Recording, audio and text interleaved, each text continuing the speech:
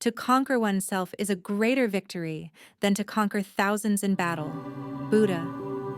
Haruto was born into a world of blades and silence. The Hikari clan was known across the land, not for their swords, but for the discipline behind them. His father, a warrior, his grandfather, a legend.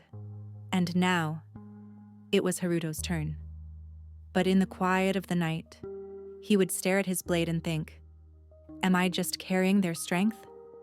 Or am I pretending to have my own? He trained harder than anyone. He fought with precision. He walked with posture. But in his chest, a storm. Doubt is not always loud. Sometimes, it whispers. And when it whispers long enough, you start to believe it. One day, during a diplomatic gathering, Haruto met Kazuo, a young samurai from the Akemi clan. Kazuo was younger, smaller, but when he entered the room, he carried the weight of a mountain. How? Haruto wondered.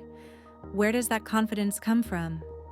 They trained together for weeks, and Haruto, for the first time, felt like he wasn't just learning swordsmanship, he was learning presence. One morning, after training, Haruto opened up. Everyone sees me as a warrior, but inside, I only hear doubt. Kazuo paused, then said, my grandfather taught me this. I am the silence of the sword. Haruto frowned. What does that even mean? Kazuo smiled. It means the sword does not need to scream. Its power lies in stillness. From that day on, Haruto began repeating the phrase to himself. I am the silence of the sword, in battle, in stillness, in fear. And slowly, the storm began to quiet. When enemies threatened their land, Haruto was chosen to lead the defense. His hands trembled. His breath was shallow. The old voice returned. You're not ready. You'll fail them. But this time, he answered back. I am the silence of the sword. He stepped forward, not with rage, but with presence. And that day, the silence was louder than any war cry. Years later, a student asked, Master, what makes a warrior great? Haruto looked at the mountains and whispered, the sword only speaks when it must, but the warrior, he learns to be quiet first. Sometimes what seems like just an old story about swords and clans is actually a mirror of what we carry inside. Haruto didn't just face mercenaries or the expectations of his clan.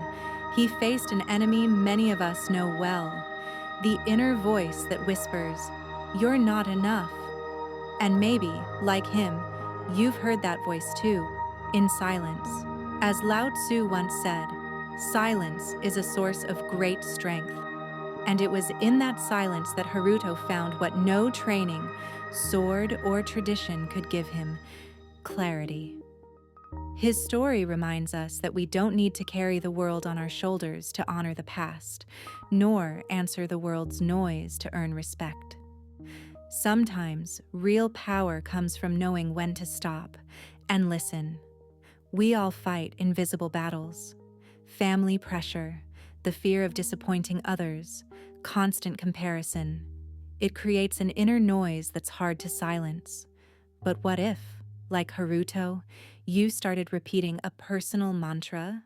Something to remind you, in your hardest moments, that you don't need to prove anything to anyone, that your worth doesn't lie in what you do, but in the space of awareness within you. It can be something simple like, I am enough, right now. Say it before a meeting, in a pause between tasks, or when you're going through an emotional storm. Try this for 7 days straight. Just observe what happens. I, too, have felt small under the weight of expectations. I used to think I had to be stronger, faster, more, everything. But it was when I began to quiet that inner pressure, to simply listen to my own breath, that I realized it's not about proving anything. It's about living with presence. and that presence changes everything. Are you waiting for someone to give you permission to be yourself?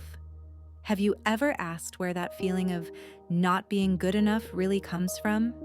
What if what's missing isn't more effort, but more silence? Sometimes revelation doesn't come like thunder, but like a breeze. Like the moment Haruto stopped fighting himself and simply listened. And maybe, just maybe, what you need today isn't more struggle, but more listening. Like a stream that flows even when no one sees it, true wisdom moves in silence. The world might teach you how to shout, but life, real life, will teach you how to be still. Now take a deep breath. Feel it. That space between one breath and the next. That's where your strength. This channel grows not just through stories and reflections, but through your actions. When you subscribe, when you like this video, you help this message reach more people who might need it just like you did. Make a difference now. Subscribe, leave a like, and don't forget to check the pinned comment for more resources that can change your life. In the pinned comment, you'll find a free mini ebook on how to apply ancient practices of silence and clarity in your daily life, along with a special course on meditation and mindfulness, designed for those who want to bring this wisdom into real-life moments.